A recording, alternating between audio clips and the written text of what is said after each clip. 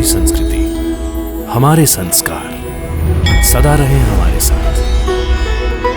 भारत की पुरातन गाथाएं और महान संतों की वाणी। सब्सक्राइब करें तिलक कथाएं। किसने कहा था तुझे उमाकांत से मेरी शादी की बात करने के लिए? क्यों? उमाकांत भैया तुम्हें अच्छा नहीं लगता? गोपी, तुम्हें इतना मारूंगी ना। मैं जानता हूँ दीदी कि मनी मन तुम भी उमाकांत भैया से शादी करना चाहती हो। देख रही हूँ तुम्हारी जबान दिन ब दिन बहुत लंबी होती जा रही है। ठहर, मैं तुझे अभी बताती हूँ। मुझे सुकन्या की चिंता लग रही है, आप उसका उद्धार कीजिए। मैं 7 जन्म तक आपका दास बनूंगा। जीवा जी, उन्हें बता दो द्वारिका नाथ जी खुद गिरा हुआ इंसान है, वो दूसरों का उद्धार क्या करेगा? धीरे बोल ढोनू, धीरे बोल। काका जी, आप तो अपनी सुकन्या को मेरी सेवा में लगा दीजिए, फिर देखिए मैं उसकी भाग्य रेखा कैसे बदल देता हूँ। नहीं पिताजी, मैं उनकी सेवा नहीं करूंगी। क्या कहा करमजली? हम तो तुम्हारी भलाई चाहते हैं और तुम कहती हो कि तुम नाथ बाबा की सेवा नहीं करोगी? तुम्हें उनकी सेवा करनी पड़ेगी, नहीं तो। ये साड़ी क्यों पहनी तुमने गोपी? वो क्या है ना, मुझे नाथ बाबा की सेवा करने जाना है।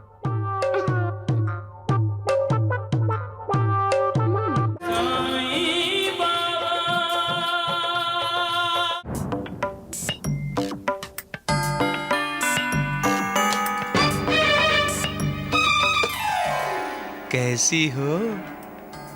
ठीक हूँ।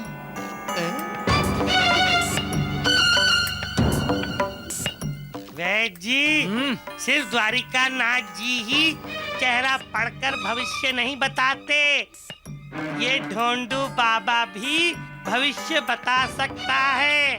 बताऊं? राम राम राम। अरे धोंडिया, हम तो यूं ही हंस रहे थे, क्यों द्वारिका नाथ जी हैं? अब जल्दी आप दोनों रोने वाले हैं। अरे मूर्ख गधे, तुम्हारा दिमाग तो ठीक है ना? मैं आपका दिमाग ठिकाने पर लाने की कोशिश कर रहा हूँ वैद्य जी। अगर आप नाथ बाबा का साथ देंगे तो मुझे इस गांव में ही आपकी समाधि बनानी पड़ेगी। अरे सत्यानाश हो जाए तेरा, हैं? मेरी समाधि बनाना चाहता है? गधे, यही सोचता है तू मेरे बारे में, हैं? मैं नहीं, आप अपना सोच रहे हैं, जो नाथ बाबा का साथ दे रहे हैं।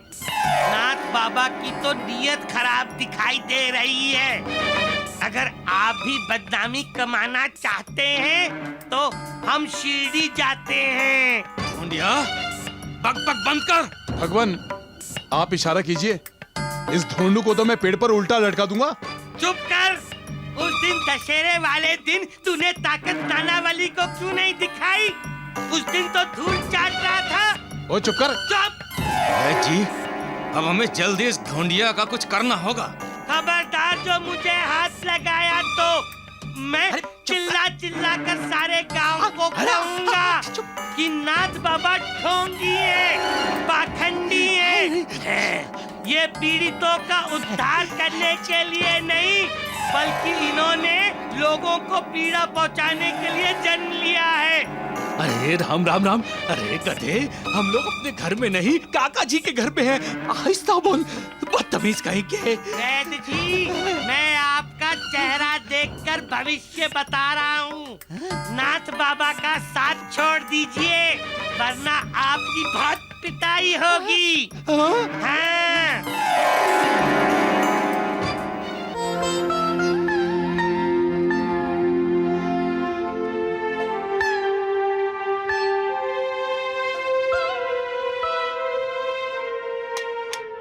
दीदी दीदी, उमाकांत भैया।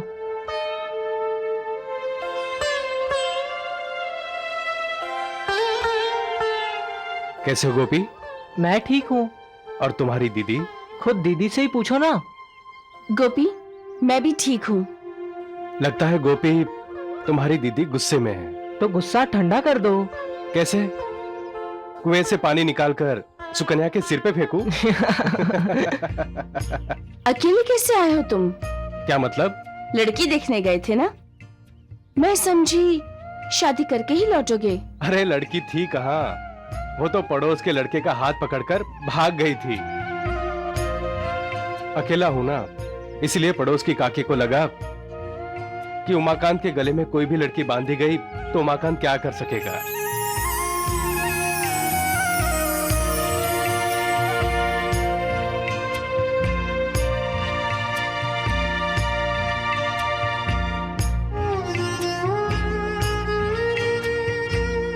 उमाकांत भैया, एक बात पूछो आपसे। दीदी तुम्हारी दोस्त है, तुम बचपन से एक दूसरे को जानते हो। दीदी तुम्हें अच्छी भी लगती है, इसलिए तुम उसके साथ हंसी मजाक भी करते हो। उसके साथ बुरा हुआ तो तुम्हें भी बुरा लगा, फिर तुम मेरी दीदी के साथ शादी क्यों नहीं कर लेते? जो लोग बदनसीबी का शिकार होते हैं वो अक्सर कहते हैं कि इस दुनिया का कोई मालिक नहीं है।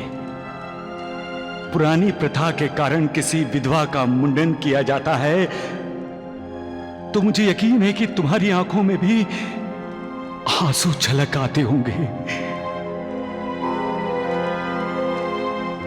करुणा कर, ऐसी बदनसीब स्त्री को सिर्फ तुम ही तो सहारा देते हो और उसके लिए भाई बन जाते हो या पड़ोस का कोई दोस्त।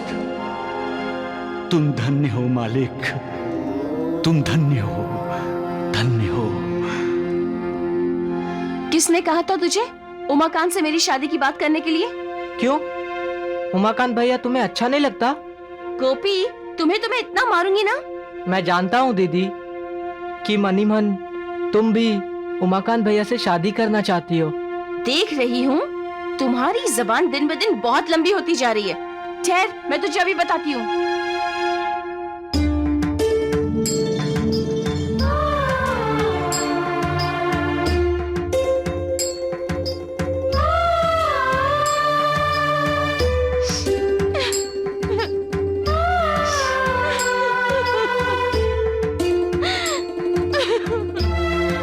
एक पुरुष दूसरी शादी कर सकता है लेकिन स्त्री की दूसरी शादी,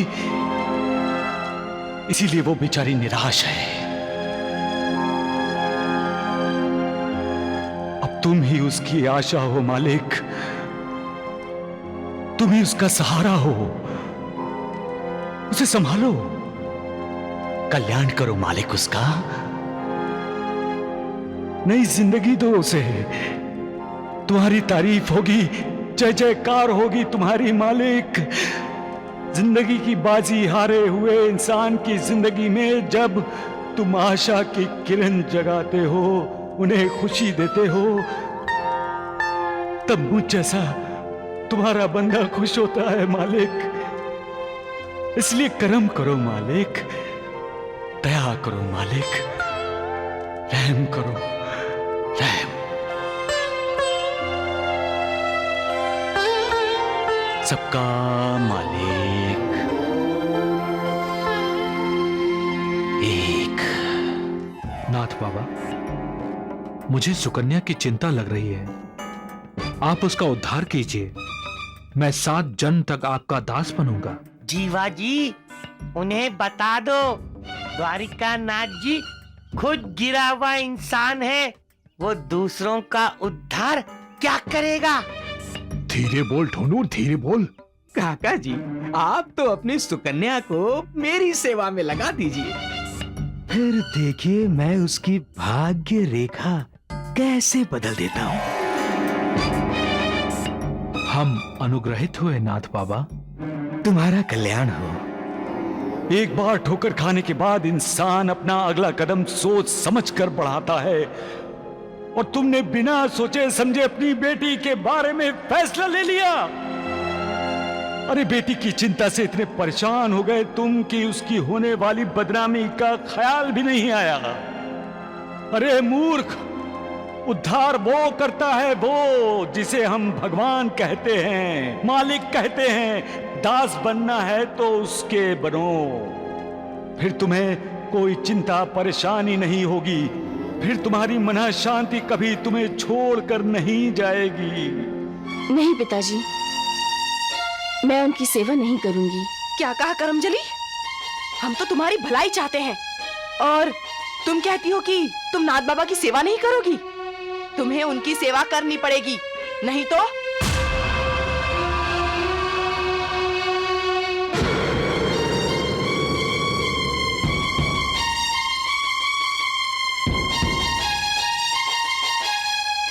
नहीं दीदी, रो मत, मैं हूं ना।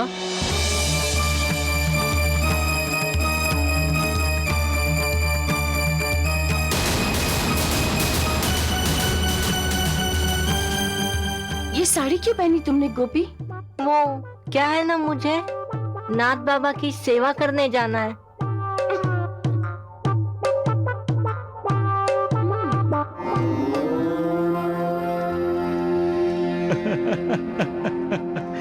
क्या बात है मालिक, तुम सचमुच बहुत अच्छे कलाकार हो। हाँ सवाल भी खुद पैदा करते हो और जवाब भी खुद ही देते हो। इंसान को उलझन में डालने वाले तुम ही हो और उसको सुलझाते भी तुम हो। संकट का निर्माण भी खुद करते हो और रक्षण भी खुद ही करते हो मालिक। द्रौपदी के अस्तित्व की रक्षा करने के लिए तुम ही तो श्री कृष्ण बनकर आए थे।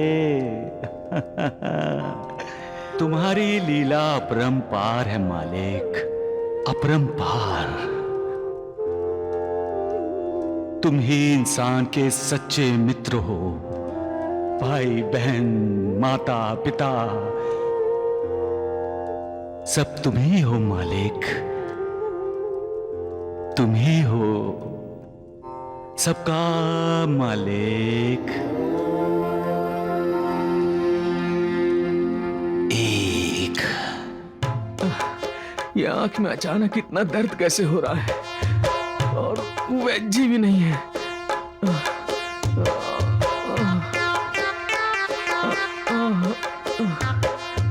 नाथ बाबा। कौन? मैं सुकन्या। सुकन्या? उठिए मत, पट्टी मत हटाइए, वरना आपकी आंखों का दर्द और बढ़ जाएगा। दर्द तो मेरा पहले ही पड़ चुका है, तुम तो दर्द की दवा हो। ये सुकन्या तो नहीं है, अच्छा गोपी है, द्वारिका नाथ जी को उल्लू बनाने वाला है। बहुत अच्छा किया जो तुम। अरे उठिए मत, वरना मैं आपकी सेवा कैसे करूंगा? करूंगा? मेरा मतलब है करूंगी। मेरी सेवा करने आई हो? आप जो इसका उद्धार करने वाले हैं। धोंडू, तुम यहाँ क्या कर रहे हो? मैं कुछ नहीं कर रहा हूँ, जो कुछ करेंगे गांव वाले बाद में करेंगे। अरे चुप रहो और जाओ यहाँ से। मैं जाऊं? अरे नहीं सुकन्या, तुम तो यहाँ रहकर मेरी सेवा करती रहो। मतलब क्या करूं? पैर दबाऊं या सिर? अरे गला दबा दो। ढूंढियो, भाग यहाँ से। सुकन्या, कितने कोमल है तुम्हारे हाथ। लेकिन यहाँ के पत्थर कोमल नहीं है द्वारिका नाथ जी। अरे तू अब तक यही है? बीच में चटर पटर मत कर, निकल यहाँ से। करने दो नाथ बाबा। हैं? ये तुम्हारी आवाज को क्या हुआ सुकन्या? कुछ नहीं, गले में थोड़ी सी खराश है। लेकिन ये आवाज तो मर्दानी लगती है। अच्छा अच्छा अच्छा, दोनों की होगी। एक बात पूछूं नाथ बाबा? हाँ पूछो पूछो, हक है तुम्हारा। आपकी सेवा करने से मेरा क्या लाभ होगा? अरे लाभ ही लाभ है, तुम्हारा मरा हुआ पति जिंदा हो जाएगा।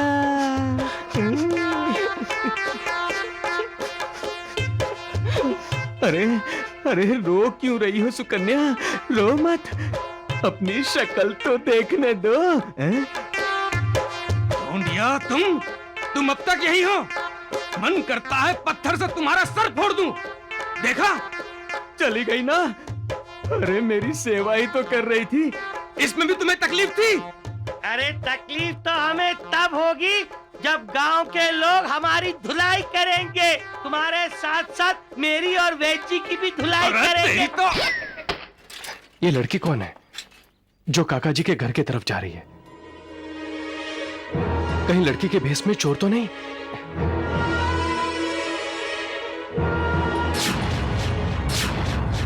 गोपी, तुम नौटंकी में काम करना शुरू कर दिया है क्या? गोपी, तुम यहाँ गप्पे लड़ा रहे हो और वहाँ मैं कितनी देर से परेशान हो रही हूँ। कितनी देर लगा दी तुमने। चलो घर में चलो। बात क्या है सुकन्या? मैं बहुत देर से इसका पीछा कर रहा हूं और जिस कमरे से ये बाहर निकला वहां तो नाथ बाबा ठहरे हुए हैं और ये गोपी साड़ी पहनकर वहां क्यों गया था? तुम नहीं बताओगी तो मैं जाकर नाथ बाबा से पूछूंगा। वो नाथ बाबा चाहते हैं कि मैं उनकी सेवा करूं। ऐसा, समझ गया। लेकिन उसने चाहा और तुमने मान लिया? पिताजी का कहना है कि मुझे नाथ बाबा की सेवा करनी चाहिए।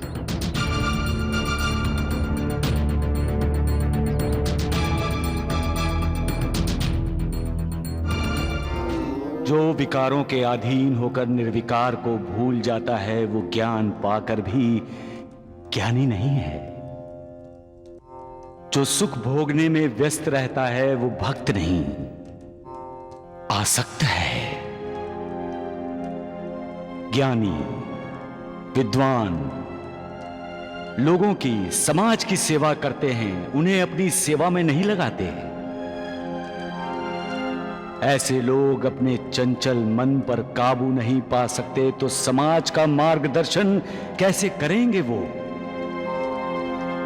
अपने ज्ञान का, अपनी विद्वता का आडंबर रचाना, अपने चेलों द्वारा अपना ढोल पीटना, अपनी महिमा बढ़ाना, इसका असर तब तक ही रहता है जब तक लोग सच्चाई नहीं जानते। तब तक तो लोग ये भी मानने लगते हैं कि उनके उद्धार के लिए मालिक ने ही उस विद्वान को, उस ज्ञानी को भेजा है। लेकिन सच कभी नहीं छिपा रहता और जब लोग सच्चाई जानते हैं तब ऐसे ढोंगियों की सबके सामने पोल खुल जाती है, द्वारिकानाथ की तरह। सबका मालिक एक। ये गोपी का हाथ पकड़कर कह रहे थे तुम्हारे कितने कोमल हाथ हैं।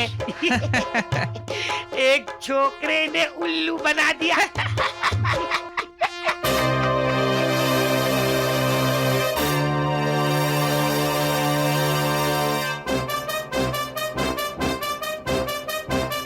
कौन हो भाई तुम? मैं बताता हूं।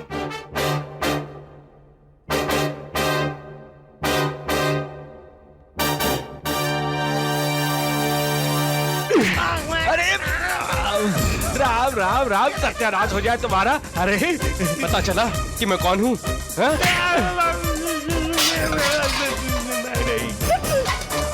अरे क्यों? बेटी बताइए बेटी। अरे क्या ढूंढ गई पाखंडी, साधु के भेष में शैतान। मैं नहीं हूँ। छोड़ दो इसे। अरे जीवाजी, अरे देख क्या रहे हो? अरे ये लाठी क्या अपने बुढ़ापे के सहारे के लिए रखी है? अरे मार मार इसे, भगा।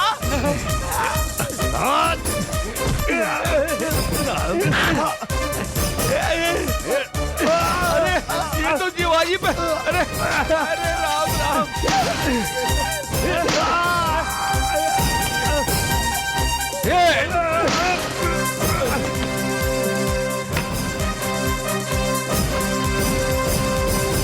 सुनो ढोंगीनाथ बाबा, जैसे शिवजी के दर्शन करने से पहले नंदी को प्रणाम किया जाता है, वैसे ही मैंने इन दोनों को प्रणाम किया है।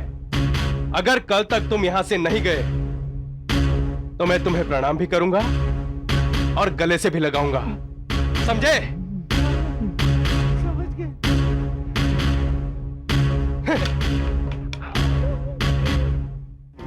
गलत रास्ते पर चलने वाले इंसान को मालिक बार बार संकेत करता है कि वो रास्ता तुम्हारी उन्नति का नहीं है।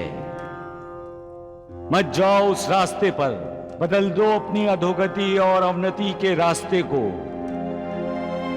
लेकिन विकारों के जाल में फंसा इंसान मालिक को सुनकर भी अनसुना कर देता है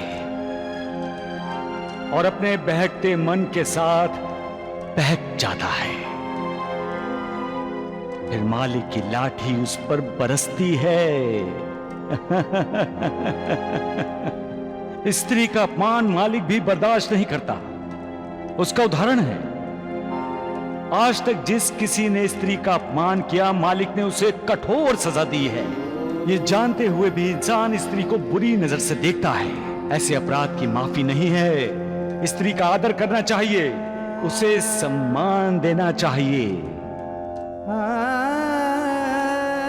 सबका मालिक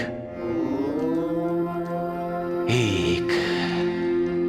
नालायक, बहुत जबान चलाने लगा है। किसने कहा था दीदी बनकर नाथ बाबा के पास जाने को? काकी जी गोपी ने गलत नहीं कहा। उस नाथ बाबा की नीयत ठीक नहीं और उसकी सेवा करने में कोई भलाई नहीं है सुकन्या की। अपनी बेटी का बुरा भला हम जानते हैं, तुम्हें समझाने की जरूरत नहीं है।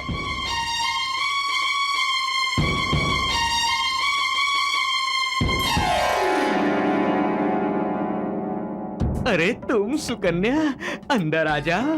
हाँ, आ जाओ। पिताजी ने मुझे आपकी सेवा करने के लिए भेजा है। अरे तुम्हारे पिताजी तो देवता हैं। ये क्या कर रहे हैं आप? सेवा करने आई हूँ ना, तो फिर ये दूरी कैसी? छोड़िए। अरे करीब आ जाओ। छोड़िए मुझे। अरे आओ तो। छोड़िए। अरे आओ। नाथ बाबा,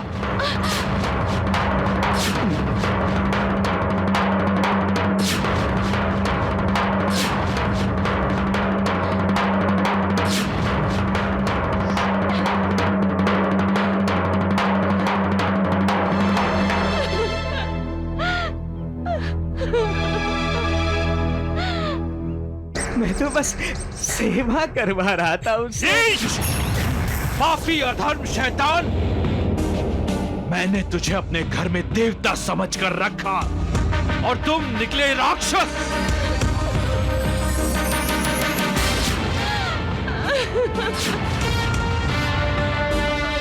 निकल जाओ मेरे घर से, निकल जाओ। उससे पहले मुझे इस नाथ बाबा की सेवा तो कर लेने दीजिए काका जी।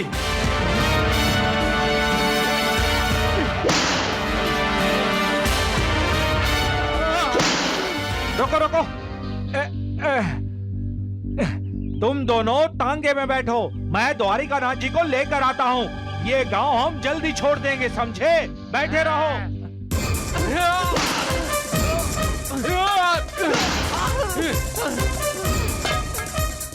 राम राम राम राम, क्या हुआ होगा? नाथ, लगता है आपने किया है घात। सत्यानाश हो जाए।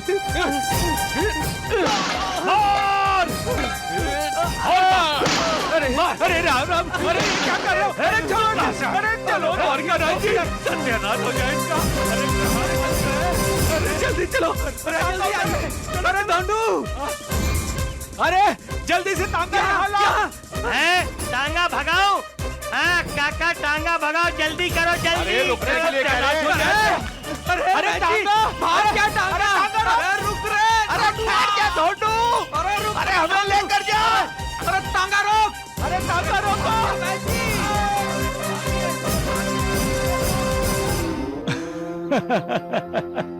भाग गए तात्या, वो भाग गए। ढोंग पाखंड भाग गए, दुम दबाकर भाग गए। एक न एक दिन तो ये होना ही था तात्या, क्योंकि इंसान अपने चेहरे पर जितना भी मुखौटा लगाए, एक न एक दिन तो उसे हटाना ही पड़ता है। और अगर वो खुद नहीं हटाना चाहता तो भी मुखौटा तो हट ही जाता है, क्योंकि ये मालिक का ही न्याय है, उसका खेल भी है ये। फिर मुखौटे की आड़ में इंसान का असली चेहरा सबके सामने आ ही जाता है और पता चल जाता है कि प्यार का नाटक करने वाला ये इंसान हमसे नफरत करता है। पैर छूने वाला इंसान असल में हमारे पैर खींचना चाहता है। हमारे सामने गर्दन झुकाने वाला इंसान हमारी गर्दन काट देना चाहता है। हमारी स्तुति करने वाला ये इंसान असल में हमें गालियां देना चाहता है। इसलिए कहा जाता है सच्चाई कभी नहीं छुपती। इसलिए कहते हैं कि कितना भी ढोंग पाखंड करके सच्चाई को समाज से छुपा लो, एक ना एक दिन वो समाज के सामने आ ही जाएगी। तात्या, लोग क्यों नहीं समझते? मालिक उन्हें बार बार मौका देता है अपने आप में बदलाव लाने का, लेकिन वो मौके का फायदा उठाना ही नहीं चाहते। अरे बदकिस्मती है उसकी, तब भी वो मालिक की शरण में नहीं जाता। क्यों?